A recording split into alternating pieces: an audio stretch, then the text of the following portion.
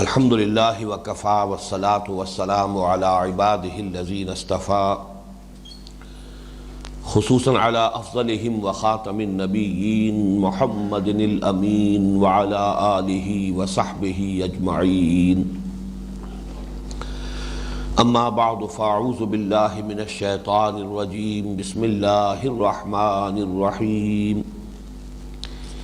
وَإِذِ ابْتَلَىٰ إِبْرَاهِيمَ رَبُّهُ بِكَلِمَاتٍ فَأَتَمَّهُنَّ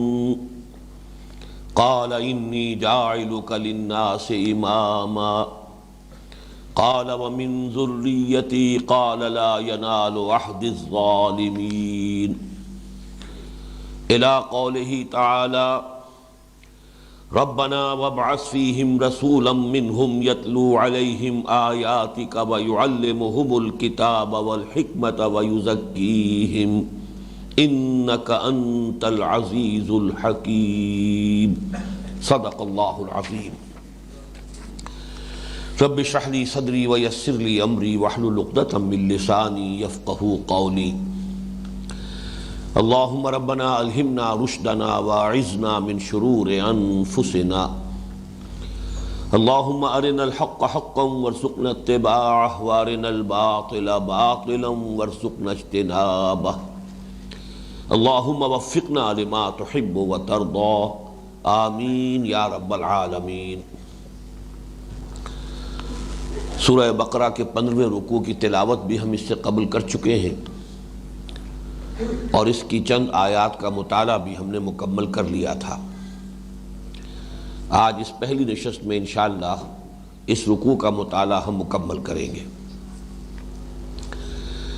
جو آیات ہم پڑھ چکے ہیں ان کے ضمن میں بھی بعض باتیں ایسی ہیں کہ جو میں چاہتا ہوں کہ ان کی طرف توجہ دوبارہ مبذول کرا دوں۔ پہلی آیت وَإِذِ ابْتَلَىٰ إِبْرَاهِيمَ رَبُّهُ بِكَلِمَاتٍ فَأَتَمَّهُنَّ، اور یاد کرو جب کہ آزمایا ابراہیم کو اس کے رب نے علیہ الصلاۃ والسلام بے کلمات، بڑی بڑی باتوں میں، فاتمہن، تو اس نے ان سب کو پورا کر دیا، ان تمام امتحانات میں کامیاب ہوا۔ قال انی جاعلک للناس اماما، اللہ نے فرمایا کہ اے ابراہیم میں تمہیں پوری نوع انسانی کا امام بنانے والا ہوں۔ قال ومن ذریتی، حضرت ابراہیم نے عرض کیا اور میری اولاد میں سے۔ قال لا ینال عہد الظالمین، اللہ نے فرمایا کہ میرے اس عہد کو یا میرے اس عہد میں ظالم مشرک کافر شامل نہیں ہوں گے۔ حضرت ابراہیم علیہ السلام کے ساتھ یہ جو بات اللہ تعالیٰ کی ہوئی، تورات میں یہ بات بڑی تفصیل سے مذکور ہے، لیکن یہ آخری ٹکڑا لا ینال عہد الظالمین یہ اس میں سے حذف کر دیا گیا۔ اس سے اندازہ ہوتا ہے کہ تورات کے مرتب کرنے والوں نے اور مرتبین نے کس کس پہلو سے اس کے اندر تحریف کی ہے، چونکہ انہیں اس کے بعد ایک خالص نسلی تصور پر اپنے پورے معاملات کو لے کر چلنا تھا، جس کی یہاں نفی ہو رہی تھی۔ ایک اعتبار سے نسل کا معاملہ اس بات میں آیا کہ حضرت ابراہیم ہی کی ذریت میں اب آئندہ امامت رہے گی، اور امامت کے بارے میں تفصیل سے میں عرض کر چکا ہوں کہ مراد نبوت ہے۔ خلافت اور امامت، ان دو اصطلاحوں کے مابین جو فرق و تفاوت ہے وہ پچھلی مرتبہ میں عرض کر چکا ہوں۔ تو اس امامت الناس کا مطلب ہے کہ اب نبوت کا سلسلہ حضرت ابراہیم کی نسل ہی میں رہے گا۔ یہ بات اپنی جگہ برقرار رہی، اور جیسے کہ آپ کو معلوم ہے خود حضور صلی اللہ علیہ وسلم بھی نسل ابراہیم میں سے ہے، حضرت اسماعیل کی اولاد میں سے ہے۔ آپ سے پہلے 600 برس تک ایک وقفہ رہا ہے نبوت و رسالت کا، اور اس سے قبل 1400 برس تک تسلسل کے ساتھ نبوت حضرت یعقوب کی نسل میں رہی، جو پوتے ہیں حضرت ابراہیم کے۔ لیکن یہ کہ لا ینال عہد الظالمین، یہاں سے جڑ کٹتی ہے اس نسلیت کی کہ محض اولاد ابراہیم میں ہو جانا یہ در حقیقت امامت کی ضمانت نہیں ہے، بلکہ اس کے ساتھ انسان کا اپنا عمل، بلا من اسلم وجہہ للہ وہو محسن، یہ شرطیں بھی پوری کرنی لازم ہے کہ ایمان اور عمل صالح کی شرائط بھی پوری ہو، تب در حقیقت اللہ تعالیٰ کے اس عہد میں نسل ابراہیمی سے تعلق رکھنے والے لوگ شامل ہوں گے۔ اگلی آیت میں فرمایا وَإِذْ جَعَلْنَا الْبَيْتَ مَثَابَةً لِلنَّاسِ وَأَمْنًا، اور یاد کرو جب کہ ہم نے اپنے گھر کو، البیت، بیت پر الف لام آ گیا، یہ عہد کا ہے، اپنا گھر، ہمارا گھر بیت اللہ، ہم نے اسے بنا دیا امن کی جگہ اور بار بار آنے کی جگہ، مرجع، جو لوگوں کے لیے مرجع ہے، لوٹ لوٹ کر آنے کی جگہ ہے، اس کی زیارت کے لیے، عمرے اور حج کے لیے لوگ آتے ہیں، بار بار آتے ہیں، مرکز ہے اور امن کی جگہ ہے۔ وَاتَّخِذُوا مِن مَّقَامِ إِبْرَاهِيمَ مُصَلًّى، اب بیت کے بارے میں بھی عرض کر دوں کہ تورات کی جو پہلی کتاب ہے، بک آف جینیسس، سفر پیدائش یا کتاب پیدائش، اس میں بھی بیت ایل کا تذکرہ موجود ہے۔ ایل جیسا کہ میں نے عرض کیا ہے کہ عبرانی زبان میں اللہ کے لیے ہے، اسماعیل یعنی وہ شخص جس کے لیے اللہ نے دعا سن لی، حضرت ابراہیم علیہ السلام کی دعا کا ظہور ہوا حضرت اسماعیل کی ولادت کی شکل میں۔ اسرائیل، عبداللہ، اللہ کا بندہ، اس اعتبار سے بیت ایل یہ در حقیقت تورات کی پہلی کتاب میں تذکرہ موجود ہے، لیکن اس کے بعد سے گم کر دیا گیا، اس بیت ایل کا کوئی تذکرہ پھر تورات میں نہیں ملتا، اور بعد میں اتنی تحریف کی ہے کہ لوگوں کی توجہ کو اس خانہ کعبہ سے ہٹانے کے لیے تورات میں ان تمام مقامات کے اوپر رد و بدل کر دیا گیا جہاں حضرت اسماعیل کے ذبیح اللہ ہونے کا تذکرہ ہے۔ بکہ کو وادی بکا، فلسطین ہی کی ایک وادی کی شکل دے دی گئی، اور وہیں پر مریا وہ جگہ بنا دی گئی جو مروہ کا بدل ہے، اسی کو مذبح قرار دیا گیا، اور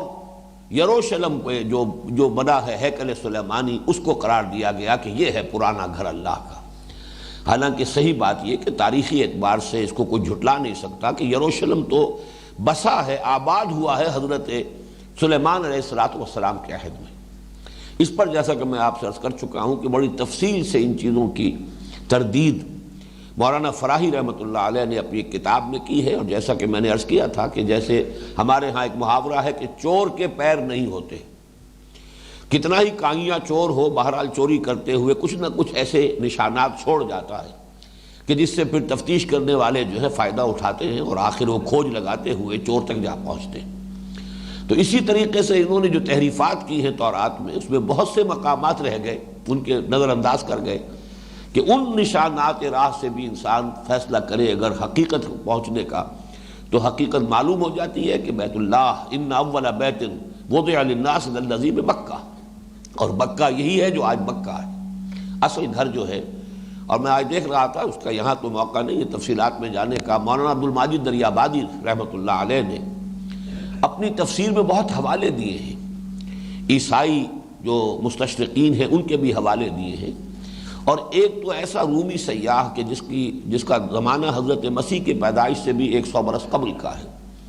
کہ ان کے ہاں سے بھی حوالے ملتے ہیں کہ قدیم ترین گھر جو ہے معبد اس روئے ارضی پر، وہ وہی ہے کہ جو مکے میں ہے، جو عرب کا مرکز رہا ہے۔ یعنی تمام ایام جاہلیت میں حضرت ابراہیم علیہ السلام کے بعد حضرت اسماعیل، اور پھر یوں سمجھیے کہ تقریباً 2500 برس بیت گئے تھے حضور صلی اللہ علیہ وسلم کی جو بھی بعثت ہے اس کے مابین، لیکن اس پورے عرصے میں پورے عرب کا مرکز رہا ہے یہ ایک دینی مرکز، روحانی مرکز، چاہے اس کی حیثیت بدل گئی، اس کو ایک بتکدہ بنا دیا گیا، لیکن بت تو اس میں رکھے ہوئے تھے، وہ گھر جو ہے اصل، وہ گھر در حقیقت سب کے لیے مرجع بنا رہا ہے۔ وَإِذْ جَعَلْنَا الْبَيْتَ مَثَابَةً لِلنَّاسِ وَأَمْنًا وَاتَّخِذُوا مِن مَّقَامِ إِبْرَاهِيمَ مُصَلًّى، مقام کے بارے میں عرض کر چکا ہوں کہ ایک اگرچہ تقریباً کہا جا سکتا ہے کہ اجماع ہو گیا ہے ہمارے سلف کا اس پر کہ اس سے مراد وہ پتھر ہے کہ جس پر بعض روایات کے مطابق حضرت ابراہیم علیہ السلام کھڑے ہو کر تعمیر کرتے تھے خانہ کعبہ کی، اور یہ پتھر خود بخود جیسے جیسے دیواریں بلند ہو رہی تھی بلند ہوتا چلا جاتا تھا، گویا کہ یہ لفٹ کا کام بھی کر رہا تھا اللہ تعالیٰ کی طرف سے ایک معجزے کے طور پر۔ اور اس پر بعض روایات ایسی بھی ہے کہ حضرت ابراہیم کے مسلسل کھڑے رہنے کی وجہ سے اس پر ان کے قدموں کے نشان بھی بن گئے تھے۔ بہرحال وہ پتھر اب بھی موجود ہے، اور وہ پتھر جو ہے ایک جنگلے کے اندر رکھا ہوا ہے شیشے کے اندر، اور اسی کو مقام ابراہیم کی تفسیر عموماً جو ہے وہ اسی کے حوالے سے کی جاتی ہے کہ وَاتَّخِذُوا مِن مَّقَامِ إِبْرَاهِيمَ مُصَلًّى، کہ مقام ابراہیم کو نماز کی جگہ بنا لو، یعنی ہر طواف کے بعد 2 رکعتیں جو ہیں وہاں پر ادا کی جاتی ہیں۔ اس کے لیے چونکہ ایک دلیل ہے حضور صلی اللہ علیہ وسلم کے عمل میں بھی.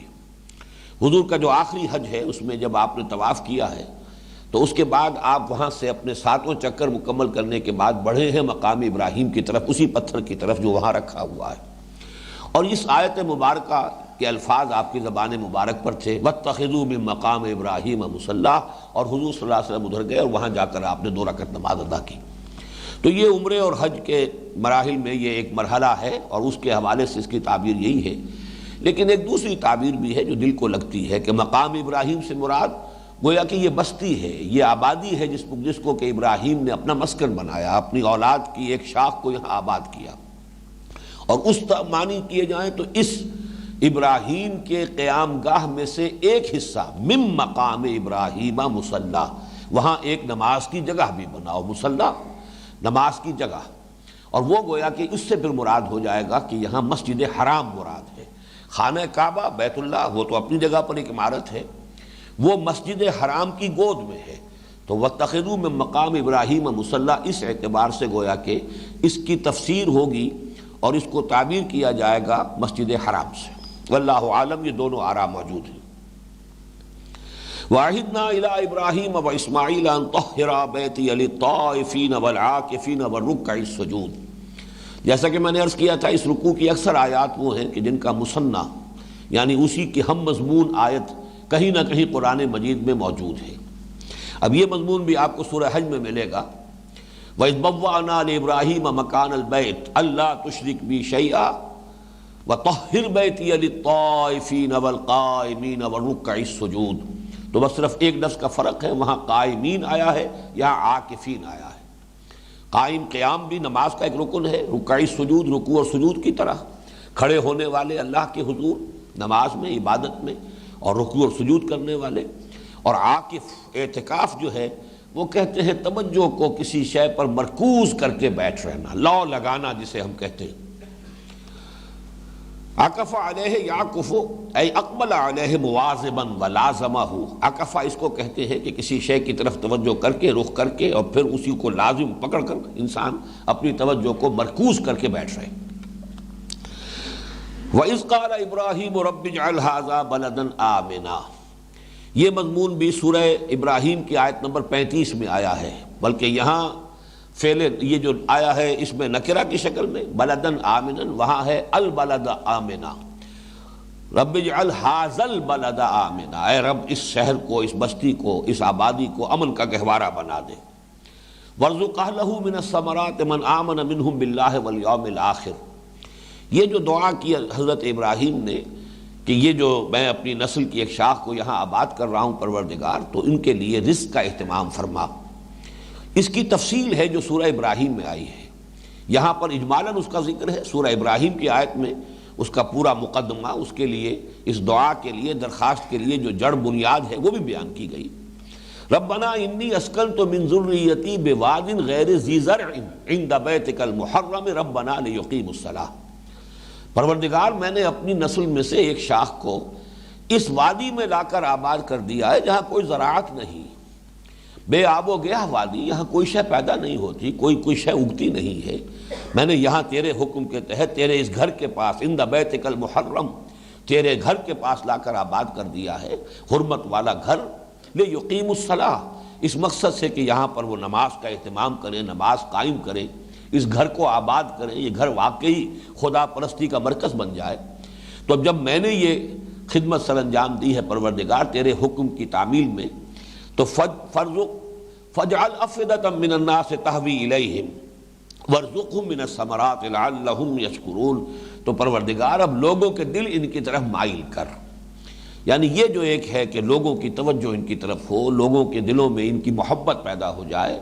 بلکہ یہ کہ اس گھر کی مناسبت سے ایک عقیدت کا رشتہ استوار ہو جائے کہ یہ اس گھر کے آباد کرنے والے ہیں، اس گھر کے متولی ہیں، اس گھر کے خادم ہیں، اس گھر کو پاک صاف رکھنے والے ہیں زائرین کے لیے اور حجاج کے لیے اور عمرہ کرنے والوں کے لیے اور قیام کرنے والوں کے لیے اور اعتکاف اور طواف کرنے والوں کے لیے. تو پروردگار لوگوں کے دلوں میں ہوا یہوی جو آتا ہے وہ کسی چیز کا نیچے گرنا اترنا، تو تہوی الیہم دل ان کی طرف مائل ہو جائیں، جھک جائیں ان کی جانب، دلوں میں لوگوں کے دلوں میں ان کے لیے محبت اور عقیدت پیدا فرما دے، تاکہ یہ پھر ثمرات کے ذریعے سے ان کو رزق عطا فرما۔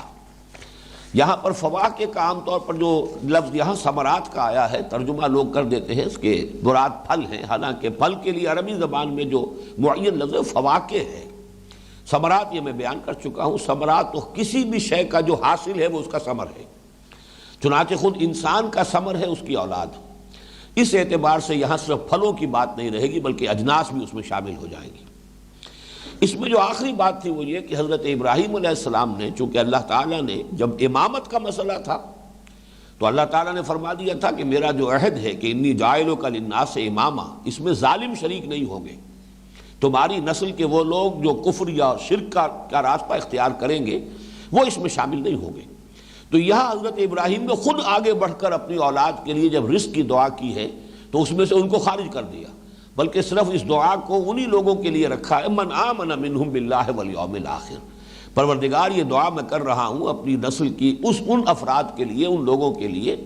جو ایمان تجھ پر ایمان رکھتے ہوں، یوم آخر پر ایمان رکھتے ہوں۔ ظاہر بات ہے جب اللہ پر اور یوم آخر پر ایمان ہوگا تو ان کا عمل لازماً درست ہوگا، عمل صالح ہوگا۔ اس کا جو یہاں پر جواب دیا ہے یہ قرآن مجید کے فلسفے کا اہم مسئلہ ہے۔ قال ومن کفر فامتعہ قلیلا، اللہ نے فرمایا جو کوئی کفر کی روش اختیار کرے گا تو اسے بھی میں متاع دوں گا۔ متاع جو ہے دنیاوی سامان، یہ دنیا متاع ہے، برتنے کی چیز ہے، یہ صرف ضروریات زندگی جو ہے اس کی حد تک اگر انسان ان کو استعمال کرے تو اس میں کوئی حرج نہیں ہے، اس سے لو نہ لگائے، اس سے محبت نہ کرے، ان کو اصل مقصود نہ بنا لے، انہی کو اپنی بھاگ دوڑ اور سعی و جہد کا اصل جو ہے نصب العین نہ بنا لے، بلکہ یہ کہ استعمال کی حد تک، ضروریات زندگی ہیں ان کی حد تک ان کا استعمال ہرگز کوئی بری شے نہیں۔ لیکن اس میں کوئی فرق اللہ تعالیٰ نے نہیں رکھا ہے مومن اور کافر کے مابین۔ فرمایا فَأُمَتِّعُهُ قَلِيلًا، جو کوئی کفر کی روش اختیار کرے گا اسے بھی میں ساز و سامان دنیاوی سے تو نوازوں گا، اگرچہ قلیل ہے، قلیل اس معنی میں نہیں ہے، ہو سکتا ہے کفار کو بہت دولت دے دے، لیکن یہ کہ قلیل دنیا تو کل کی کل قلیل ہے، دنیا کی کوئی حیثیت ہی نہیں ہے۔ یہ آخرت کے مقابلے میں در حقیقت دنیا و ما فیہا کل مل کر بھی قلیل کے حکم میں ہے۔ جیسے کہ ایک حدیث میں آتا ہے کہ اگر اللہ کی نگاہ میں اس دنیا و ما فیہا کی قدر اگر مچھر کے پر کے برابر بھی ہوتی تو وہ یہاں سے کسی کافر کو ایک گھونٹ پانی بھی نہ دیتا۔ جو شخص کفر کر رہا ہے، انکار کر رہا ہے اللہ کا، اللہ تعالیٰ کیوں اسے یہاں سے، اگر یہ واقعی کوئی نعمت ہے، کوئی بہت ہی قابل قدر اور وقت والی شے ہے تو اللہ کبھی نہ دیتا۔ تو حقیقت میں یہ قلیل کا لفظ یہاں جو آیا ہے وہ اس اعتبار سے آیا کہ دنیا اگر معافی ہا سب کچھ بھی اگر کسی کو دے دیا جائے تو وہ بھی قلیل ہی کے حکم میں ہے۔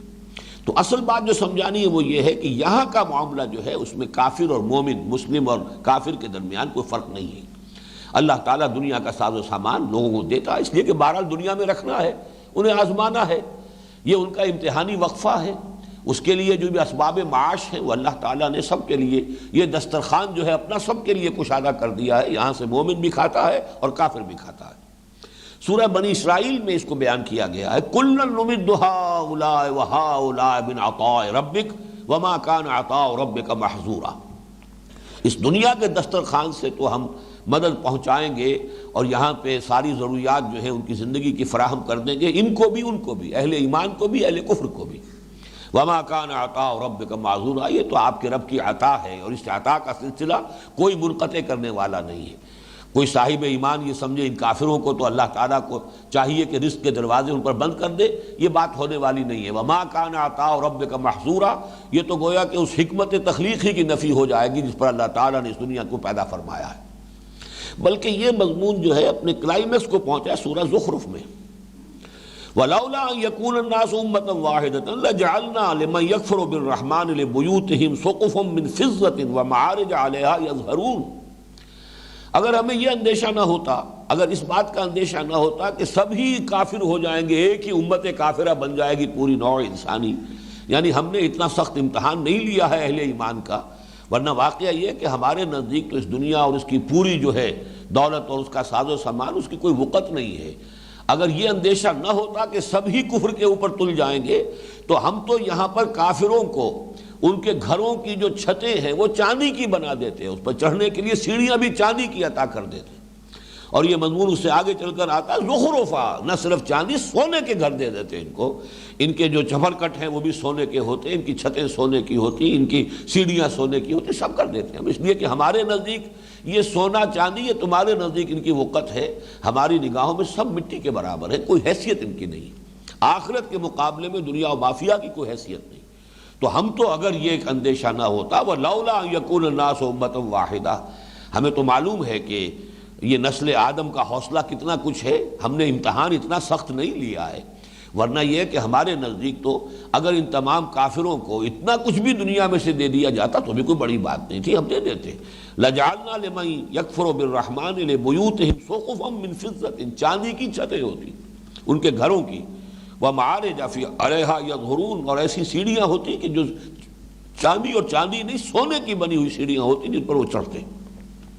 بہرحال اس کو اچھی طرح سمجھ لیجئے کہ ہدایت اور شے ہے اور اس دنیا میں وسائل اور ذرائع معاش یہ بالکل دوسری شے ہے۔ معاش کے مسائل اور ذرائع اس کا کوئی تعلق ایمان اور کفر سے نہیں ہے، یہ دسترخوان اللہ نے پھیلایا ہوا ہے، لیکن یہ کہ ہدایت، امامت، یہ معاملہ جو ہے یہ اللہ تعالیٰ کی اصل نعمت ہے۔ جیسا کہ بارہا میں نے تجزیہ کر کے عرض کیا ہے کہ دنیا کی کوئی شے جسے نعمت سمجھا جاتا ہے فی نفس ہی نعمت نہیں ہے جب تک کہ اس کے ساتھ نعمت ہدایت موجود نہ ہو۔ صحت ہے، صحت کے ساتھ ہدایت بھی ہے تو کیا کہنے ہیں، زیادہ سے زیادہ نیکیاں کمائے گا، اللہ تعالیٰ کے دین کے لیے زیادہ بھاگ دوڑ کرے گا، اس اعتبار سے یہ صحت اس کے لیے نعمت ہے۔ لیکن صحت ہے اور ہدایت سے انسان محروم ہے تو یہی اس کی جو قوتیں ہیں یہ پتہ نہیں کسی غلط راستے پر صرف ہوں گی، کہیں عیاشیوں کے اندر وہ اپنی توانائی صرف کرے گا تو گویا کہ یہ صحت اس کے لیے وبال جان ہو گئی۔ دولت ہو اور ہدایت ہو تو دولت نعمت ہے، اس کو انفاق کرے گا، اللہ کی راہ میں خرچ کرے گا، ادائے حقوق میں صرف کرے گا، نیکیوں کے لیے اللہ تعالیٰ کے اس اخروی بینک میں جمع کرائے گا۔ لیکن یہ کہ اگر ہدایت نہیں ہے تو اسی سے عیاشیاں کرے گا، گلچھرے اڑائے گا، گندگیوں میں ملوث ہوگا، یا یہ اور کچھ نہیں تو اسراف اور تبذیر کا تو وہ مرتکب ہو ہی جائے گا۔ لہذا یہ دولت اس کے لیے گویا کہ ایک وبال جان بن گئی۔ اولاد بہت بڑی نعمت ہے، لیکن اولاد اگر گمراہ اٹھی ہے، سرکش اٹھی ہے تو وہ کوئی نعمت نہیں رہے گی انسان کے لیے، لیکن اولاد بھی ہو اور اس کے ساتھ اولاد کو اللہ تعالیٰ نے ہدایت میں دی ہو، یہ صدقہ جاریہ ہے۔ یہ تو گویا کہ اس انسان کے لیے اس کے اپنے عمل کے سلسلے کے ختم ہو جانے کے بعد بھی نیکیوں کے اور حسنات کے حصول کا ایک مسلسل سلسلہ جاریہ ہے۔ تو اس اعتبار سے ہر نعمت کو نعمت بنانے والی شے نعمت ہدایت ہے۔ اگر نہیں ہے، ہدایت نہیں ہے تو کوئی شے نعمت نہیں ہے، نعمت کے درجے میں اسے شمار کرنا ہی در حقیقت گمراہی ہے، اور اسی کی وجہ سے پھر ہمارا سارا ایٹیچیوڈ جو ہے ذہنی اس کی طرف غلط ہو جاتا ہے۔ ہاں ہر شے ان میں سے نعمت بن جائے گی اگر نعمت ہدایت بھی شامل ہے۔ اب آگے چلیے وَإِذْ يَرْفَعُ إِبْرَاهِيمُ الْقَوَاعِدَ مِنَ الْبَيْتِ وَإِسْمَاعِيلُ، اور ذرا تصور کرو اس وقت کا جب کہ اٹھا رہے تھے ابراہیم بنیادوں کو، گھر کی، ہمارے گھر کی بنیادوں کو اٹھا رہے تھے۔ یرفع چونکہ یہاں پر آیا ہے واحد کا صیغہ ہے تو گویا کہ اصل معمار تو ابراہیم ہے، ان کے ہیلپر کی حیثیت سے وہ اسماعیل، ان کے مددگار، ان کے معاون کی حیثیت سے حضرت ابراہیم شمار ہوں گے، ورنہ اصل جو ہے معمار وہ حضرت ابراہیم علیہ السلام ہے۔ اب یہاں بھی جیسا کہ میں نے عرض کیا من البیت، وہی الف لام لگا ہوا ہے بیت پر، مراد بیت اللہ ہے، اللہ کا گھر، یہ گویا کہ مأخوذ ہے۔ اس میں ذرا یہ بات نوٹ کر لیجئے کہ اس گھر کی تعمیر اول نہیں ہے یہ جو حضرت ابراہیم کے ہاتھوں ہو رہی ہے، جبکہ ان اول بیت وضع للناس الذی ببکہ سورہ آل عمران میں فرمایا پہلا گھر جو بنا ہے لوگوں کے لیے عبادت خداوندی کے مرکز کی حیثیت سے وہ ہے جو مکے میں ہے۔ تو اب ظاہر ہے حضرت ابراہیم سے پہلے تو نہ معلوم کتنے رسول آ چکے ہیں، حضرت ہود، حضرت صالح، یہ سب کے سب اسی جزیرہ نما کے اندر اللہ کے جلیل القدر رسول آئے ہیں، اور باقی رسولوں کا تذکرہ تو آپ کہہ سکتے ہیں نوح، حضرت نوح جو ہے وہ تو شمال کی جانب تھے، جو آج کل کے زمانے کا کردستان ہے وہ ہے اصل قوم نوح کی جگہ، لیکن یہ کہ حضرت ہود یہ تو جنوبی علاقہ احقاف کا جو ہے جزیرہ نما عرب کا، اور حضرت صالح آئے ہیں اسی جزیرہ نما عرب کے شمال مغربی کونے کے اندر۔ تو اللہ کے پیغمبر یہاں آتے رہے، نسل انسانی جو ہے اب چلی آ رہی ہے، تو کیسے ممکن ہے کہ عبادت خداوندی کے لیے پہلے کوئی گھر تعمیر نہ ہوا ہوتا؟ تو بہت قوی بات ہے یہ کہ در حقیقت اس کے بنانے والے حضرت ابراہیم اور حضرت آدم اور حضرت شیس علیہ السلام، یہ دو باپ بیٹا ہیں کہ جنہوں نے مل کر اس گھر کی تعمیر کی ہے علیہ السلام۔ البتہ اس کے بعد یہ کہ سلابوں وغیرہ اور امتداد زمانہ کی وجہ سے بس اس کی بنیادیں تو رہ گئی تھیں، باقی یہ ایک ٹیلے کی شکل میں تھا، جیسے کہ ہمارے ہاں آثار قدیمہ جو ہوتے ہیں عام طور پر ٹیلوں کی شکل میں ہوتے ہیں۔ حضرت ابراہیم کے زمانے میں جب کہ اللہ تعالیٰ کے حکم سے وہ حضرت ہاجرہ اپنی اہلیہ اور حضرت اسماعیل اپنے فرزند ان دونوں کو لے کر ساتھ یہاں آئے تو وہ ایک ٹیلا سا تھا، اس کے سوا یہاں کچھ نہیں تھا۔ اس ٹیلے میں سے پھر وہ بنیادیں برآمد کی گئی، قواعد گویا کہ پہلے سے موجود تھے، اس لیے بنیاد بنانے کی انہیں یہاں ضرورت پیش نہیں آئی ہے، بلکہ وہ پہلے سے جو بنیادیں تھیں، یرفع ابراہیم القواعد من البیت، اس گھر کے قواعد جو ہیں، قواعد جمع قاعدے کی، بیس قاعدہ، تو گویا کہ جو بنیادیں تھیں وہ پہلے سے تھیں، ان کے اوپر جو بھی مٹی آ گئی تھی اللہ تعالیٰ نے اس بوأنا لابراہیم مکان البیت، اللہ نے نشاندہی فرما دی، اے ابراہیم یہاں ذرا کھدائی کرو تو وہ بنیادیں نکل آئیں گی اور پھر ان بنیادوں سے تعمیر شروع کرو۔ وَإِذْ يَرْفَعُ إِبْرَاهِيمُ الْقَوَاعِدَ مِنَ الْبَيْتِ وَإِسْمَاعِيلُ رَبَّنَا تَقَبَّلْ مِنَّا إِنَّكَ أَنْتَ السَّمِيعُ الْعَلِيمُ۔ اس وقت وہ یہ دعا کر رہے تھے، یہ الفاظ یہاں پر محذوف ہیں، بس ان کے جو الفاظ ہیں دعا کے وہ نقل کر دیے گئے، گویا کہ ان کے زبانوں پر، ان کے منہ پر، ان کی یہ دعا جو تھی، ان کے لبوں پر یہ دعا تھی، ربنا تقبل منا، اے رب ہمارے قبول فرما اس کو ہماری طرف سے۔ ایک تو اس کے دو مفہوم ہو سکتے ہیں، ہماری اس محنت کو قبول فرما، اس کار خیر کی توفیق تو نے ہمیں دی کہ تیرا یہ قدیم گھر جسے بیت عتیق بھی کہا گیا، ثم محلھا الی البیت العتیق، وہ پرانا گھر، قدیم ترین گھر، تو دو مقامات قرآن مجید میں ایسے جہاں سے ثابت ہوتا ہے کہ بڑا قدیم گھر ہے یہ صرف حضرت ابراہیم سے اس کی تاریخ کا آغاز نہیں ہے، بلکہ یہ کہ ان اول بیت وضع للناس الذی بمکہ، اور ایک بیت عتیق، یہ جو ہے معلوم ہوتا ہے بہت قدیم گھر۔ تو پروردگار تو نے جو ہمیں توفیق دی، کسی بھی خیر کی توفیق بھی اللہ کی جانب سے ارزانی ہوتی ہے، لیکن پھر انسان دعا کرتا ہے اللہ اسے شرف قبول بھی عطا فرما۔ اور اس میں ایک نکتہ نکالا ہے بعض مفسرین نے کہ یہ تقبل جو ہے باب تفاعل ہے، اور باب تفاعل کا ایک خاصہ ہے تکلف، کسی کام کو کرنا اگرچہ کہ اس کے کرنے میں رکاوٹیں موجود ہوں تو ذرا مشقت کر کے، مشقت اور محنت سے وہ کام کرنا، تو اس میں گویا کہ یہ نکتہ ہے کہ انسان کی کوئی سعی ہو، کوئی جہد ہو، کوئی نیکی ہو، کوئی عبادت گزاری کا معاملہ ہو، بہرحال نقائص رہ جاتے ہیں، کوتاہیاں رہ جاتی ہیں، تو ہر وقت اسے اپنی کوتاہیوں پر نگاہ رکھتے ہوئے کہ اللہ ہے تو نہیں اس قابل میرا یہ کام یا میرا یہ عمل یا میری یہ سعی یا یہ میری کوشش کہ یہ از خود مستحق ہو جائے تیرے لیے کہ تو اسے قبول کرے، لیکن پروردگار تو قبول فرما، اس کی تمام کوتاہیوں کے باوجود، تمام ہماری جو بھی تقصیرات ہیں ان کے باوجود۔ یہ گویا کہ لفظ تقبل کے اندر ایک مفہوم ہے، ربنا تقبل منا۔ دوسرا مفہوم ہو سکتا ہے ہماری اس دعا کو قبول فرما، یہ گویا کہ تمہید بن جائے گی، چونکہ ابھی دعا جو ہے اگلی دو آیتوں میں بھی یہ دعا مسلسل چل رہی ہے، تو پروردگار ہماری اس دعا کو جو اس وقت ہم تیرے سامنے پیش کر رہے ہیں، ہماری اس عرضداشت کو شرف قبول عطا فرما، انک انت السمیع العلیم، یقیناً تو ہی ہے کہ جو سب کچھ سننے والا اور سب کچھ جاننے والا ہے۔ یہاں یہ وہی حصر کا مفہوم آ جاتا ہے، انک انت، یقیناً تو ہی ہے، باقی بھی خیر سنتے ہیں اور علم رکھنے والے ہیں، لیکن سب کچھ سننے والا اور سب کچھ جاننے والا تو ہی ہے، تیری ہی ذات ہے تنہا کہ جو سب کچھ سننے والی اور سب کچھ جاننے والی ہے۔ ابھی وہ دعا اب آگے چل رہی ہے، ربنا وجعلنا مسلمین لک، اور اے رب ہمارے ہم دونوں کو اپنا فرما بردار بنائے رکھ۔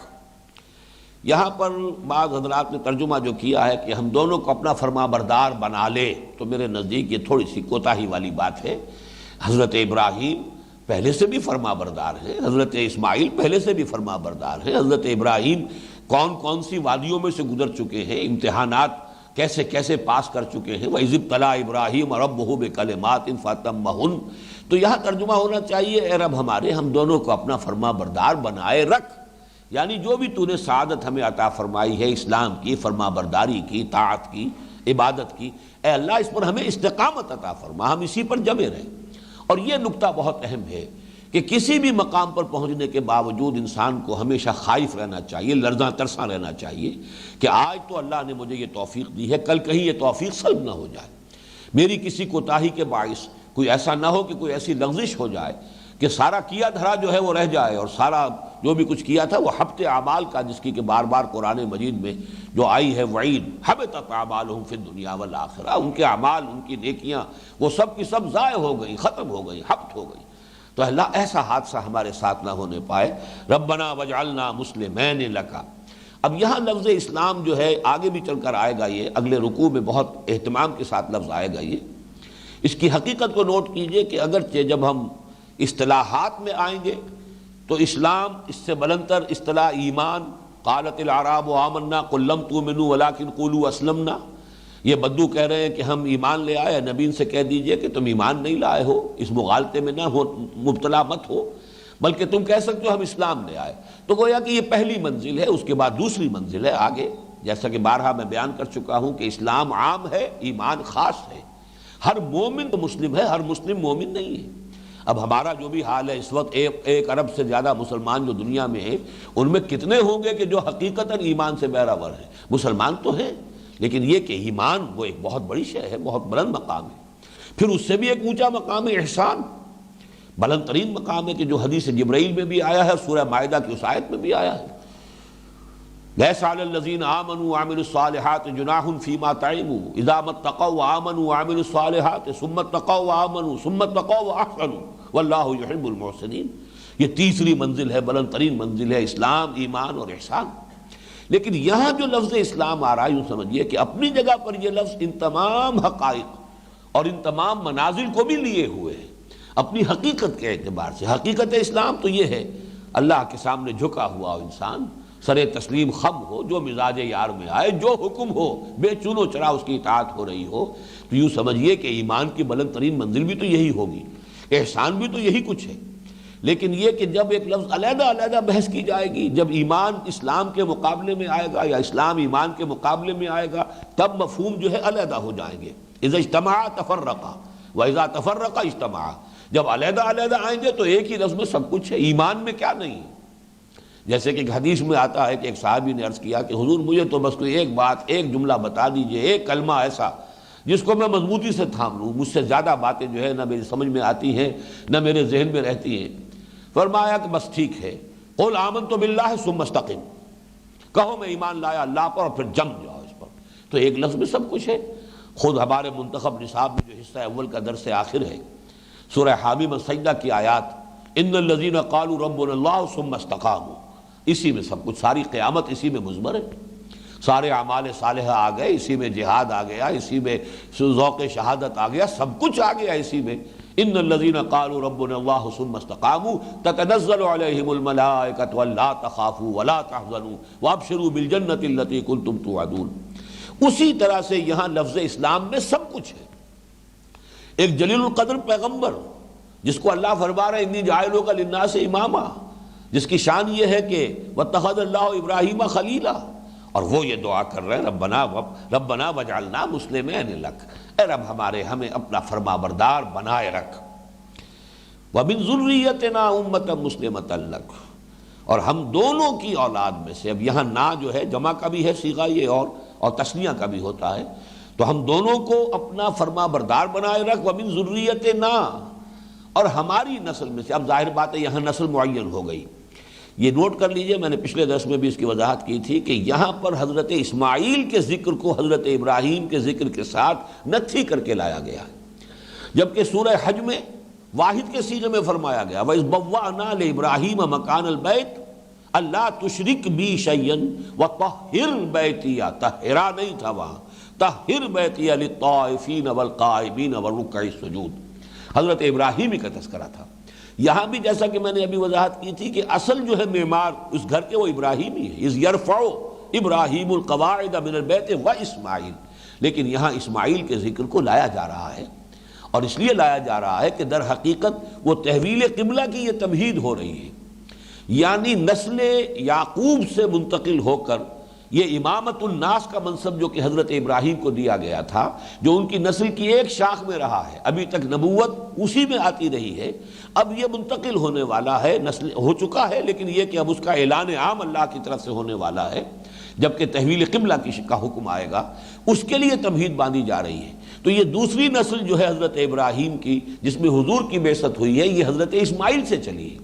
لہذا ہر قدم پر یہاں حضرت ابراہیم کے ساتھ حضرت اسماعیل کو بریکٹ کر کے بات کی جا رہی ہے، تاکہ واضح رہے کہ ہے وہی نسل ابراہیم. یہ ابراہیم علیہ الصلوۃ والسلام تو قدر مشترک ہیں بنی اسماعیل میں اور بنی اسرائیل میں، لیکن یہ کہ ایک نسل ان کی چلی ہے حضرت اسحاق اور حضرت یعقوب سے، اور ایک نسل جو ہے چلی حضرت اسماعیل سے، تو در حقیقت ایک نسل ابراہیمی کی ایک شاخ سے نسل ابراہیمی کی دوسری شاخ کو منتقل ہو رہا ہے معاملہ۔ تو یہاں اسی لیے آپ دیکھ رہے ہیں کہ حضرت اسماعیل کے ذکر کو نمایاں کر کے لایا جا رہا ہے۔ ربنا وجعلنا مسلمین لک ومن ذریتنا امۃ مسلمۃ لک، ہماری نسل میں سے، ہماری اولاد میں سے ایک امت مسلمہ برپا کیجو۔ اب یہ ہماری نسل جو ہے، ظاہر بات ہے کہ اس میں بنی اسرائیل جو ہے وہ ایکسکلوڈ ہو گئے، معین ہو گیا کہ یہ ابراہیم اور اسماعیل کی نسل سے مراد اسماعیل کی نسل ہے۔ اس نسل کے بارے میں یہ دعا کر رہے ہیں باپ بیٹا، ہماری نسل میں سے اے اللہ ایک امت اٹھائیو، ایک امت برپا کیجو، اور وہ امت بھی مسلم ہو، فرما بردار ہو، تیرے احکام پر چلنے والی ہو، فرما بردار حکم بردار امت اٹھائیو۔ اصل میں ادھر اشارہ ہو رہا ہے، اس میں چونکہ یہ روح سخن جیسا کہ میں نے عرض کیا تھا کہ یہ پہلا نصف جو ہے سورہ بقرہ کا، چاہے براہ راست گفتگو بنی اسرائیل سے ختم ہو گئی، وہ تو 15ویں رکوع کی پہلی 2 آیات کے بعد وہ حصہ ختم ہو چکا جو 5ویں رکوع سے شروع ہوا تھا، اور 15ویں رکوع کی پہلی 2 آیات پر آ کر براہ راست گفتگو جو ہو رہی تھی یا بنی اسرائیل، وہ ختم ہوئی۔ روح سخن اب بھی ادھر ہے، گفتگو اصل میں جو کی جا رہی ہے اس میں جو رخ ہے در حقیقت خطاب کا وہ ہے انہی کی تعریف، اور ان کو یاد دلایا جا رہا ہے ان الفاظ کے ذریعے سے کہ تمہارے ہاں جو پیشین گوئی موجود تھی، کتاب استثناء جو ہے ان کی ڈیوٹرانومی، اس کے 18ویں باب کے اندر یہ بات موجود ہے، اور ایک سے زائد مرتبہ آئی ہے۔ ایک مرتبہ حضرت موسیٰ سے خطاب کر کے اللہ نے فرمایا ہے، اور ایک مرتبہ ان کا ذکر کیا ہے بنی اسرائیل کے بھائیوں کے حوالے سے، میں ان کے بھائیوں میں سے تیرے مانند ایک نبی اٹھاؤں گا جس کے منہ میں اپنا کلام ڈالوں گا۔ اب یہ بات جو ہے بہت نوٹ کرنے کی ہے کہ حضرت موسیٰ علیہ السلام کو تو کتاب لکھی ہوئی ملی تھی، تورات جو ہے وہ لوہے کی، وہ پتھر کی تختیوں پر کندہ وہ احکام ملے تھے، یہ کوئی حضرت موسیٰ علیہ السلام کے منہ میں نہیں ڈالا گیا تھا کلام، بلکہ تحریری شکل میں اللہ تعالیٰ کے احکام انہیں عطا ہوئے۔ یہاں یہ کہ حضرت موسیٰ کے مانند یعنی ہوں گے صاحب شریعت، اسی طریقے سے جیسے موسیٰ تم صاحب شریعت ہو، اس لیے کہ حضرت موسیٰ کے بعد کوئی اور رسول اور نبی صاحب شریعت نہیں آیا۔ باقی سب جو ہے حضرت داؤد علیہ السلام کو اگرچہ دی گئی ہے زبور، لیکن وہ تو گویا کہ حمد کے ترانوں پر مشتمل کتاب ہے، اس میں کوئی شریعت کے احکام نہیں ہے، شریعت تو وہی موسوی ہے۔ انجیل دی گئی حضرت عیسیٰ علیہ السلام کو، لیکن انہوں نے بھی کہا don't think I have come to destroy law, وہی شریعت موسوی برقرار رہے گی، وہی لاگو رہے گی۔ البتہ شریعت کے بعض احکام میں انہوں نے جو بہت ظاہر پرستی اختیار کر لی تھی، اس میں انہوں نے ان کی حقیقت کی طرف متوجہ کیا۔ یہ کسی اور موقع پر انشاءاللہ یہ بحث آئے گی کہ جیسے ہمارے ہاں بھی ہے کہ بعض احکام کی جو اصل حکمت ہے، باطنی حکمت، اس کی طرف انہوں نے توجہ دلائی ہے، جس سے مغالطہ ہو گیا لوگوں کو کہ انہوں نے کوئی حکم دیا ہے مستقل، یعنی یہ کہ اگر تم کوئی شخص اپنی بیوی کو بلا کسی سبب کے طلاق دیتا ہے تو گویا کہ اس نے اس سے بدکاری کے لیے آزاد کر دیا ہے۔ یہ اس طرح کی کچھ الفاظ ہیں جس تو مجھے یاد نہیں آ رہے، انجیل میں موجود ہیں۔ فرض کیجئے کہ ایک شخص نے ایک طلاق دے دی اپنی بیوی کو بغیر کسی وجہ کے، بغیر کسی سبب کے، کوئی معقول سبب ہو تو بات اور ہے۔ اب فرض کیجئے کہ وہ رہ گئی معاشرے کے اندر کہ کوئی اس کا سرپرست نہیں، کوئی اس کا ذمہ دار نہیں، کوئی اس کا نگران نہیں۔ اب اگر وہ کسی غلط راستے پر پڑتی ہے تو اس کا سارا وبال اس شخص پر جائے گا کہ جس نے اسے ناحق طلاق دی۔ اس میں طلاق کی مذمت کی گئی تھی، جس کو کہ عیسائیوں نے یہ سمجھا کہ طلاق حرام ہے، لہذا ان کے ہاں اس کی بنیاد پر جو ہے پھر آپ کو معلوم ہے کرسچینٹی میں اب سیپریشن جو ہے ان کے ہاں وہ ایک عجیب قیامت ہے، اس لیے کہ جب تک کہ اپنی بیوی پر یا بیوی اپنے شوہر پر جب تک بدکاری کا الزام نہ لگائے اور ثابت نہ کرے طلاق نہیں ہو سکتی۔ طلاق کی جو ہے باقی تمام وجوہات جو ہیں ان کو سب کو کالعدم کر دیا گیا۔ یہ در حقیقت شریعت موسوی کی ایک بات کو بالکل غلط رنگ دے دیا گیا حضرت عیسیٰ علیہ السلام کی ایک ایسی بات کے ذریعے سے کہ جو در حقیقت وعظ کی نوعیت کی تھی، کہ جیسے کہ حضور نے فرمایا کہ ان ابغض الحلال عند اللہ الطلاق، تمام حلال چیزوں میں اللہ کے نزدیک سب سے زیادہ ناپسندیدہ مبغوض شے طلاق ہے، لیکن طلاق اپنی جگہ پر شریعت کے اندر ہے، اس کا ایک حق دیا گیا ہے۔ اگر کسی نے ناحق دی ہے طلاق تو اللہ کے ہاں اس کی جواب دہی ہوگی، اس کی پوچھ گچھ ہو جائے گی، لیکن یہاں وہ طلاق واقع ہو جائے گی، قانونی تقاضے اس کے پورے ہو جائیں گے، تو اس کے بعد جو ہے وہ خاتون کسی اور نکاح کے لیے وہ آزاد ہوگی، کسی اور شخص کے ساتھ نکاح کرے۔ اور اس میں بلکہ بعض مقامات تو قرآن مجید کے ایسے آئے ہیں کہ جس میں طلاق کی ترغیب ہے کہ بجائے اس کے خام خواہ کسی عورت کو معلق رکھا جائے، اس کو تو طلاق دے دینا بہتر ہے، آزاد کر دینا بہتر ہے۔ کیا عجب کہ اللہ تعالیٰ تمہارے لیے بھی کوئی بہتر شکل پیدا کر دے اور اس کے لیے بھی کوئی بہتر شکل پیدا کر دے۔ مزاج کی موافقت نہیں ہو رہی ہے، لڑتے پھرتے ہیں، اور ہر وقت گھر کا ماحول جو ہے وہ ایک فساد کا مرکز بنا ہوا ہے، لیکن اس کے باوجود طلاق نہیں دے رہے۔ بلکہ میں نے آپ کو سنایا ہے، ایک حدیث میں حضور نے فرمایا کہ 3 قسم کے اشخاص وہ ہیں کہ جو دعائیں کرتے ہیں، فریادیں کرتے ہیں، اللہ ان کی فریاد سنتا ہی نہیں، جن میں سے مجھے 2 یاد ہیں، تیسرا یاد نہیں ہے۔ ایک تو وہ شخص جو کسی کو قرض دیتا ہے تو اس وقت تو تحریر نہیں کرتا، تحریر لیتا نہیں اس سے، اب روتا پھرتا، جبکہ اللہ کا حکم تھا اذا تداینتم بدین الی اجل فاکتبوہ الی اجل مسمى فاکتبوہ، لکھو اس کو۔ اس وقت تو وہ دوستی ہے اور محبت ہے اور اعتماد ہے اور یہ ہے، اس میں اللہ کے حکم کو نظر انداز کر دیا، اب رو رہے ہیں، تو اللہ تعالیٰ اس کی فریاد سنے گا ہی نہیں۔ اسی طرح ایک شخص ہے کہ جو اپنی بیوی کے ہاتھوں نالا ہے، فریاد کرتا پھرتا ہے، یہ تو میرے ساتھ ایسا سلوک کرتی ہے اور میں اس طرح میرا اس نے ناک میں دم کیا ہوا ہے، لیکن طلاق نہیں دیتا، جبکہ اللہ تعالیٰ نے طلاق کا راستہ کھلا رکھا ہوا۔ بہرحال یہ میں ایک مثال دے رہا تھا، اس وقت کوئی موضوع میرا طلاق نہیں ہے، کہ در حقیقت شریعت موسوی کے بعض چیزوں پر جن پر لوگوں نے اس کی ظاہر پرستی کی وجہ سے یہودیوں نے کو بہت تشدد اختیار کر لیا تھا، یا اس کے اندر بہت وہ آزادی برت رہے تھے، اس میں کچھ چیزیں اخلاقی نوعیت سے حضرت عیسیٰ علیہ السلام نے فرمائی، ان کو موجودہ عیسائیت میں ان کو قانون کا درجہ دے کر در حقیقت سارا فساد پیدا کیا گیا، ورنہ اصل میں حضرت عیسیٰ علیہ السلام کا یہ قول موجود ہے کہ شریعت موسوی تم پر لاگو رہے گی، عائد رہے گی۔ Don't think I have come to destroy law, متی کی انجیل میں آج بھی یہ الفاظ موجود ہیں، اس کے باوجود وہ سینٹ پال نے شریعت جو ہے ساقط کر دی۔ بہرحال اس اعتبار سے سمجھ لیجئے کہ یہاں پر حضرت اسماعیل علیہ السلام کا تذکرہ جو ہے بار بار کیوں آ رہا ہے۔ ربنا وجعلنا مسلمین لک ومن ذریتنا امۃ مسلمۃ لک وارنا مناسکنا، اور ہمیں دکھا ہمارے مناسک، مناسک کا لفظ جو ہے منسک کی جمع ہے، اور نسک کا لفظ آتا ہے کپڑے کو، نسک الثوب، کپڑے کو دھو کر پاک صاف کر لیا،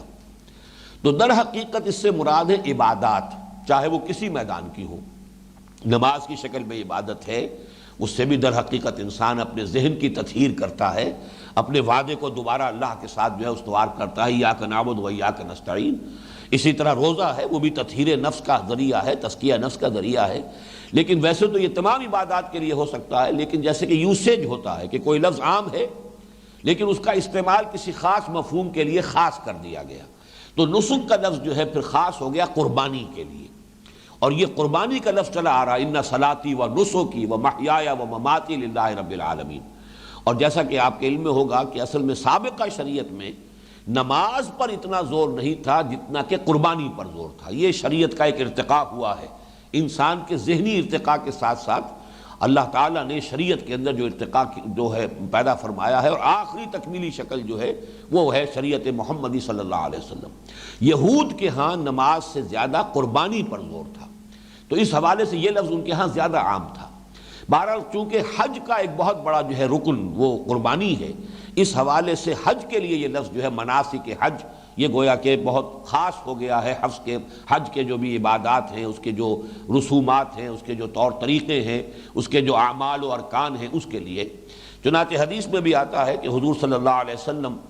آخری حج کے موقع پہ بار بار ایک جملہ جو ہے وہ آپ اس کو ادا فرماتے رہے، مسلمانوں سے کہتے رہے، خذوا عنی مناسککم فانی مقبوض، یہ مناسک حج مجھ سے سیکھ لو، لے لو مجھ سے یہ مناسک حج، اچھی طرح سمجھ لو کہ حج کیسے کرنا ہے، اس لیے کہ میری اب روح قبض کی جانے والی، یعنی اب میرا آخری وقت ہے، اب میرے انتقال کا وقت آیا ہے۔ اور آپ نے جب خطبہ بھی دیا ہے اس میں حجۃ الوداع میں، تو یہ الفاظ آپ نے آغاز میں فرمائے کہ گمان یہ ہوتا ہے کہ شاید دوبارہ یہاں اس مقام پر میری اور تم لوگوں کی ملاقات نہ ہو۔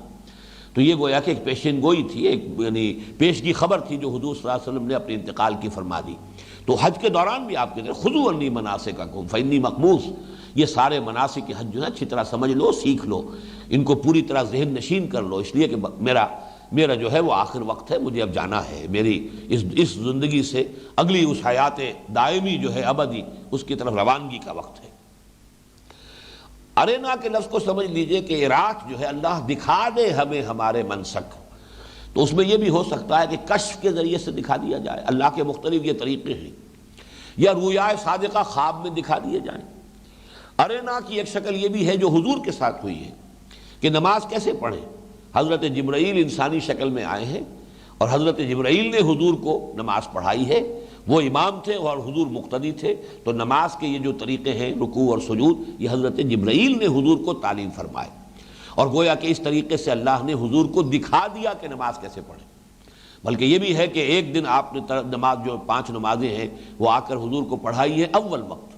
اور دوسرے دن پڑھائی ہیں آخری وقت، اور پھر یہ بتا دیا حضرت جبرائیل نے کہ نماز کے اوقات جو ان دونوں کے مابین ہیں۔ ایک دن جو ہے اول وقت میں نماز پڑھا دی ظہر اور عصر، اور دوسرے دن جو ہے وہ ذرا اس کے آخری وقت میں کہ جہاں جا کر وہ وقت ختم ہو جاتا ہے، اور اس طریقے سے حضور کے علم میں یہ بات آ گئی، اور اس سے پھر آپ کے ذریعے سے امت تک پہنچی، اور آپ نے فرمایا صلو کما رأیتمونی اصلی، نماز ایسے پڑھا کرو جیسے مجھے دیکھتے ہو کہ میں نماز پڑھتا ہوں۔ تو اسی معنی میں اب ہمیں نہیں معلوم کہ حضرت ابراہیم کو اللہ نے یہ منسک جو ہے مناسک حج وہ کس انداز میں دکھائے، کوئی کشف کی صورت میں دکھائے یا کوئی فرشتے کو بھیج کر ان کی تلقین کرائی، لیکن یہاں بہرحال ان کی دعا نقل ہوئی ہے، ربنا وجعلنا مسلمین لک ومن ذریتنا امۃ مسلمۃ لک وارنا مناسکنا وتب علینا۔ یہاں پھر دیکھیے وہ لفظ تب علینا آ گیا، جو تقبل کے حوالے سے میں نے عرض کیا کہ اے رب ہم جو کچھ بھی کریں بہرحال کوئی کوتاہی رہ جائے گی، کوئی اس کے اندر ہماری طرف سے کوئی کمی رہ جائے گی، اس اعتبار سے یہ ہے کہ ہماری توبہ کو بھی قبول فرما، ہم پر شفقت اور رحمت کی نظر فرما، تیری تمام عنایتیں ہمیشہ ہمارے شامل حال رہیں، وتب علینا انک انت التواب الرحیم، یقیناً تو ہی ہے توبہ کو قبول کرنے والا۔ تیرا یہ وصف جو ہے بہت راسخ وصف ہے کہ تو تیری یہ صفت بہت راسخ ہے، پختہ ہے، تو بہت ہی توبہ کو قبول فرمانے والا ہے۔ بلکہ جیسا کہ حدیث میں آتا ہے کہ اللہ تو منتظر رہتا ہے اپنے بندے کا کہ کب یہ توبہ کرے، کب رجوع کرے، رحمت خداوندی انتظار کرتی ہے۔ اور اللہ تعالیٰ کی طرف سے تو یہ بھی ہے کہ ہر شب میں جو اس کے آخری اوقات ہیں، شب کے آخری حصے میں اللہ تعالیٰ نزول اجلال فرماتے ہیں سماع دنیا تک، اور پھر ایک ندا ہوتی ہے حل من مستغفر فاغفر لہ، حل من سائل فاعطیہ، ہے کوئی مانگنے والا کہ میں اسے عطا کروں، اور ہے کوئی استغفار کرنے والا کہ میں اس کے گناہوں کو بخش دوں۔ تو اس معنی میں، اور اللہ تعالیٰ جو بعض احادیث میں تمثیلی رنگ میں جو بتائی ہے کہ اللہ تعالیٰ کی کتنی خوشی ہوتی ہے اپنے بندے کی توبہ سے، جیسے کہ کوئی شخص ہے جس کی سواری جو ہے ایک لقودق بیابان میں گم ہو گئی، ایک سواری پر اسی پر اس کا پانی تھا، اسی پر اس کا کھانا تھا، تھوڑی دیر سستانے کے لیے کہیں بیٹھا ہے، آنکھ لگی، آنکھ کھلی تو معلوم ہوا کہ وہ سواری تو بھاگ گئی، وہ اونٹ یا اونٹنی جو ہے وہ کہیں نہیں مل رہی، دیوانہ وار ادھر ادھر دوڑتا ہے، بھاگتا ہے، جتنی سکت ہے جسم میں تلاش میں صرف کر دیتا ہے، بالآخر تھک ہار کر موت کے انتظار میں بیٹھا ہوتا ہے کہ اچانک دیکھتا ہے کہ وہ اونٹنی تو کھڑی ہے، موجود ہے، آ گئی ہے، کہیں سے آ گئی، اچانک آ گئی ہے، بولڈ فرام دی بلو، یہ تو آ گئی کہیں سے۔ تو اب خوشی اتنی ہوتی ہے، وہ مایوسی کی انتہا کہ موت کا انتظار کر رہا تھا، اب اچانک جو ہے وہ اونٹنی جس پر پانی بھی ہے، غذا بھی ہے، خوراک بھی ہے، سامنے کھڑی نظر آئی،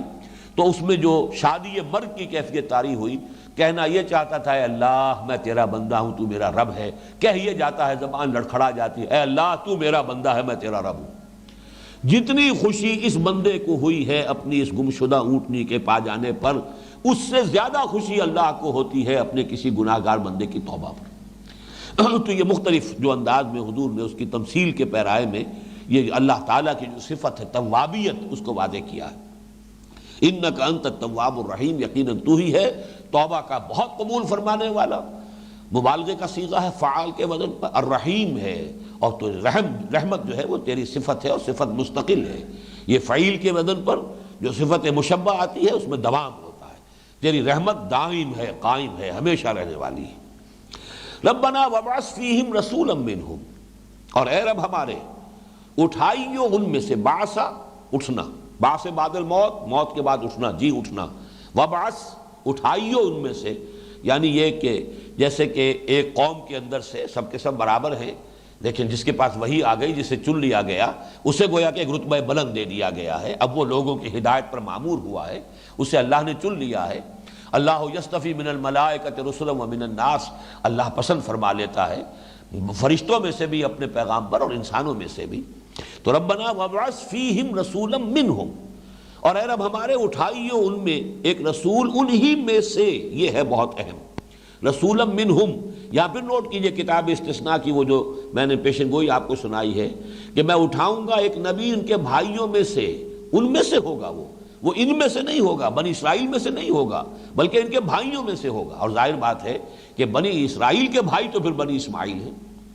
لہذا یہ تو در حقیقت اس دعا کا ظہور ہے کہ جو نبوت محمدی صلی اللہ علیہ وسلم کی شکل میں سامنے آیا ہے، اور دعا حضرت ابراہیم اور اسماعیل کی یہی تھی۔ اور اس میں جو حکمت ہے وہ یہ ہے کہ کوئی شخص باہر سے آیا ہو جس سے آپ واقف نہ ہوں، جس کی زبان آپ اچھی طریقے سے سمجھتے نہ ہوں، جو آپ کے پس منظر سے واقف نہ ہو، آپ کی ثقافت، آپ کی روایات کو نہ جانتا ہو، آپ کے ذہن سے، آپ کی سوچ کے صورہ کبریٰ کو نہ جانتا ہو، پھر زبانی بھی کوئی زبان کے اندر بھی کوئی گیپ ہو، تو پھر ابلاغ کا حق ادا نہیں ہوتا۔ وہ اپنی پوری کوشش کرے گا، آپ کے ذہنوں تک پوری طرح رسائی اس کی نہیں ہو پائے گی،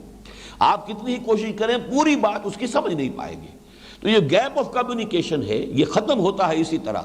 کہ ہر قوم میں سے استثناء صرف ایک ہے، وہ میں عرض کر دوں گا کہ جو قرآن مجید میں جن انبیاء اور رسول کا تذکرہ ہے ان میں سے ایک کا استثناء ہے، ورنہ قانون یہ ہے، and exceptions prove the rule والا اصول سامنے رکھیے، قانون یہی ہے کہ ہر قوم میں رسول اسی قوم میں سے کسی فرد کو منتخب کر کے اسے مبعوث کیا گیا، ان کی زبان بولتا ہو، صاف ستھری ان کی اپنی زبان میں کلام کرتا ہو، ان کے پس منظر سے واقف ہو، پھر اس کا بچپن، اس کی نوجوانی اور جوانی ان کی نگاہوں کے سامنے گزری ہو، وہ اس کو جانتے ہو، وہ ان سے واقف ہو، اور کوئی بھی گیپ آف کمیونیکیشن نہ ہو، کہیں بھی ابلاغ کے راستے میں کوئی شے حائل نہ ہو۔ اجنبی زبان، اجنبی انسان، اجنبی قومیت، اجنبی نسل، تو اس میں تو ظاہر بات ہے کہ ابلاغ کا حق اس درجے میں ادا نہیں ہو سکتا۔ استثناء میں آپ کو بتا دیتا ہوں، حضرت لوط علیہ السلام، انہیں جو بھیجا گیا، اور وہ بھیجے گئے عمورہ اور صدوم کی بستیوں کی طرف، کہ جو یہ ڈیڈ سی جو ہے اس کے ساحل پر یہ بستیاں آباد تھیں۔ جب عذاب الہی آیا ہے تو وہ گویا کہ سب کی سب اسی سمندر کے اندر غرق ہوئی ہیں، اس پر پتھراؤ ہوا ہے، اور پتھراؤ کے بعد اب ان کا نام و نشان بھی نہیں ہے کہ کہاں یہ صدوم اور عمورہ کی بستیاں تھیں۔ کبھی بڑی آباد اور بڑی خوشحال بستیاں تھیں، یہ دونوں بڑے شہر تھے اور تجارتی شاہراہ پر واقع تھے، کہ جو عرب سے، یمن سے چل کر جو تجارتی قافلے چلتے تھے، فلسطین کی طرف جاتے تھے ساحل میڈیٹرینین پر، تو یہ یہاں سے ہو کر گزرتے تھے۔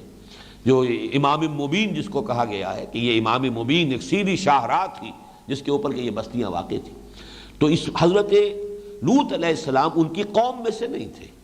اسی لیے ایک جگہ پر اخوان و لوط کا لفظ آ گیا، لوط کے بھائی، قوم کا لفظ نہیں آیا، اگرچہ اکثر مقامات پر قوم کا لفظ استعمال کر لیا گیا، لیکن وہ استثناء ہے جیسا کہ میں نے عرض کیا۔ باقی اللہ کا قانون یہی ہے کہ جس قوم کی طرف رسول بھیجا اسی قوم کے کسی فرد کو،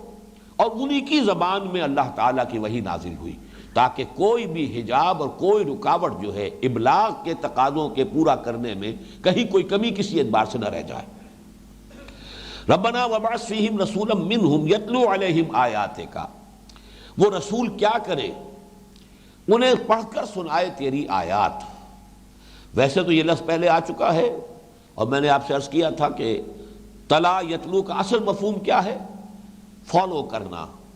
کسی کی پیروی کرنا، کسی کے پیچھے چلنا۔ والشمس وضحاہا والقمر اذا تلاہا، چاند جب کہ سورج کے بعد آتا ہے، سورج کے پیچھے پیچھے آ رہا ہے، تو اسی طریقے سے تلاوت کے معنی یہ ہے۔ لیکن تلا علا کے ساتھ آ گیا ہے تو یہاں پر تو بالکل مفہوم معین ہو گیا، پڑھ کر سنانا۔ یتلو علیہم آیاتہ، انہیں سناتا ہے، انہیں سنائے، کیونکہ دعا کے الفاظ آئے ہیں۔ ربنا وابعث فیہم رسولا منہم یتلو علیہم آیاتک، اب یہاں پر چونکہ اللہ سے دعا کرتے ہوئے خطاب اللہ سے ہو رہا ہے تو یہاں پہ ضمیر جو ہے وہ خطاب کی آئی ہے، مخاطب کی آئی ہے۔ یتلو علیہم آیاتک، جو انہیں تیری آیات پڑھ کر سنائے۔ اس آیت پر مفصل گفتگو اب اگلے سیشن میں انشاءاللہ ہم کریں گے۔ وَيُعَلِّمُهُمُ الْكِتَابَ وَالْحِکْمَةَ، اور انہیں کتاب اور حکمت کی تعلیم دے۔ کتاب ظاہری معنی تو قرآن مجید ہے، لیکن یہ کہ تلاوت آیات بھی قرآن مجید ہے، آیات قرآن کی ہیں، کتاب بھی قرآن ہی مراد ہے، لیکن ان میں فرق یہ ہے کہ در حقیقت آیات کا لفظ جو آتا ہے وہ آتا ہے کسی شے کی نشانی کے طور پر، کوئی شے کسی اور چیز کو یاد دلا دے۔ تو آیات جو ہے قرآن مجید کی، آیات اگرچہ ویسے عام طور پر تو ہر آیت جو ہے قرآن کی آیت ہے، والعصر آیت ہے، اس لیے کہ ہر آیت قرآن مجید کی اللہ تعالیٰ کے علم و حکمت کی نشانی ہے، لیکن خاص وہ حصہ قرآن مجید کا کہ جس کو ہم کہیں گے قرآن کا فلسفہ، فلسفے والی آیات، یعنی جو فلسفے کے موضوعات ہیں، کہ اس کائنات کی حقیقت کیا ہے، اس کا کوئی پیدا کرنے والا ہے یا نہیں ہے، انسانی حقیقت کیا ہے، انسانی زندگی کی حقیقت کیا ہے، خیر و شر کی حقیقت کیا ہے، یہ جو اصل مسائل ہیں جن سے کہ فلسفے میں گفتگو ہوتی ہے، ان چیزوں سے جن آیات میں بحث کی گئی ہے۔ قرآن مجید کا سب سے پہلا حصہ جو نازل ہوا ہے وہ ایمانیات کے لیے، اور ایمان جیسا کہ میں اپنے بڑے مفصل خطبات میں واضح کر چکا ہوں، ایمان اور فلسفے کے موضوعات مشترک ہیں۔ وہی موضوعات جو فلسفے کے ہیں وہی ایمان کے ہیں۔ فلسفہ وجود کہیے، پھر یہ فلسفہ اخلاق کہیے، پھر نفسیات کہیے، نفس انسانی کی اصل حقیقت، محرکات عمل کیا کیا ہیں، یہ تمام چیزیں جو ہیں در حقیقت فلسفے کے بھی موضوعات ہیں، ایمان کے بھی موضوعات ہیں۔ تو قرآن مجید کا وہ حصہ جو ایمانیات سے بحث کرتا ہے وہ یتلو علیہم آیات ہی کے ذیل میں آئے گا، یتلو علیہم آیات کا ویعلمہم الکتاب، اور کتاب کا لفظ جو آتا ہے قرآن مجید میں، اس کی بہت سی مثالیں موجود ہیں، بعد میں بعض اس کے شواہد پیش کر دوں گا۔ جہاں حکم دینا ہوتا ہے کسی شے کی فرضیت، کتب علیکم القتال، کتب علیکم الصیام، ان الصلاۃ کانت علی المؤمنین کتابا موقوتا، اس لیے کہ جب کوئی شے لکھ دی گئی وہ واجب ہو گئی، فرض ہو گئی، لازم ہو گئی۔ اس حوالے سے جو احکام ہے شریعت کے، وہ جو حصہ ہے قرآن مجید کا وہ ہے کتاب اور حکمت۔ حکمت بھی قرآن مجید کا ایک حصہ ہے۔ ذالک مما اوحی الیک ربک من الحکمہ، یہ وہ چیزیں ہیں اے محمد صلی اللہ علیہ وسلم جو وحی فرمائی ہیں آپ کی طرف آپ کے رب نے از قسم حکمت۔ تو حکمت جو ہے، جس کے لیے ایک بڑا پیارا لفظ استعمال کیا ہے شیخ الہند مولانا محمود حسن نے اپنے ترجمے میں، تہ کی باتیں، گہرائی کی باتیں، جو اصول ہیں۔ ظاہر بات ہے احکام جو ہیں ان کے نیچے ان کے انڈر لائن پرنسپلز ہے، کوئی اصول ہے جن سے کوئی حکم جو ہے برآمد ہو رہا ہے۔ ایک شخص صرف جانتا ہے حکم کو، تو یہ بھی ایک بات ہے، عمل کے لیے کافی ہے کہ یہ حکم ہے، یہ حلال ہے، یہ حرام ہے۔ ایک یہ کہ جو شخص گہرائی میں اتر کر یہ بھی جانتا ہے کہ یہ شے فرض ہے تو کیوں ہے، اور یہ شے حرام ہے تو کیوں ہے، اور ان دو چیزوں کے مابین کیا ربط و تعلق ہے، یہ بھی حرام یہ بھی حرام، ان کے مابین کوئی ربط و تعلق ہے، کوئی منطق ہے، کوئی اصول ہے یا نہیں ہے، انڈر لائن پرنسپلز آف شریعہ، جس پر کہ پھر امام الہند شاہ ولی اللہ دہلوی کی معرکۃ الآراء کتاب میں بحث ہوئی ہے، حجت اللہ البالغہ، اس لیے کہ علم و اسرار الشریعہ انہوں نے خود نام دیا ہے، شریعت کے اسرار اور بھید، شریعت کے یہ احکام کیوں ہیں، نمازوں کے یہ اوقات کیوں معین کیے گئے ہیں، ان کے اندر کیا حکمت ہے۔ تو احکام اور حکمت، ان دونوں چیزوں کو سمجھ لیجئے کہ حکمت انڈر لائن پرنسپلز ہیں احکام کے۔ احکام کتاب ہے اللہ تعالیٰ کے قرآن کے وہ حصے کہ جن میں ان کو کہتے ہیں آیات الاحکام، وہ آیات جن میں کہ احکام ہیں، حلال، حرام، فرائض، واجب، لیکن یہ کہ اس کے ساتھ ہی حکمتیں، اصول، یہ بہت گہری حکمت جو ہے، حکمت کی باتیں، تہ کی باتیں۔ اور آخر میں فرمایا وَيُزَكِّيهِمْ، اور اے رب ان کا تزکیہ بھی کرے، انہیں پاک کرے تمام رذائل سے، تمام سمجھیے کہ پست رجحانات سے، تمام جو اخلاق کی گندگیاں ہیں ان سب سے پاک کرے، انہیں دھو کر صاف کرے ان کے باطن کو۔ انک انت العزیز الحکیم، اب دعا کا اختتام ہو رہا ہے اس پر کہ یقیناً تو ہی ہے العزیز، تمام اختیارات رکھنے والا۔ یہاں پھر دیکھیے وہی انتا، یہاں وہ حصر کا مفہوم آ رہا ہے، کل اختیارات تو صرف تیرے ہاتھ میں، تو ہی واحد ہستی ہے کہ جو چاہے کرے، فعال لما یرید، وہ جو ارادہ کر لے اس کو کر گزرنے والا ہے، کوئی اس کے لیے رکاوٹ نہیں ہے، اسے کسی سے سینکشن نہیں لینی، اسے کسی سے منظوری نہیں لینی، بلکہ اختیار مطلق اس کے ہاتھ میں۔ العزیز مختار مطلق، اور الحکیم، لیکن اختیار تیرا جو ہے حکمت کے ساتھ استعمال ہوتا ہے۔ جہاں اختیار مطلق ہے تیرا، وہی تیری حکمت بھی بالغ ہے، تیری حکمت کامل ہے، لہذا یہ اختیار مطلق حکمت بالغہ کے ساتھ استعمال ہوتا ہے۔ یہ دونوں، جیسا کہ بارہا میں نے عرض کیا ہے، یہ دو صفات یا دو اسماء اللہ تعالیٰ کے، یہ ساتھ ساتھ آتے ہیں، یہ کمپلیمنٹری ہیں، ایک دوسرے کے ساتھ مل کر ایک مفہوم کو مکمل کرتے ہیں، اختیار مطلق اور حکمت مطلقہ، حکمت بالغہ۔ بارک اللہ لی ولکم فی القرآن العظیم ونفعنی وإیاکم بالآیات والذکر الحکیم۔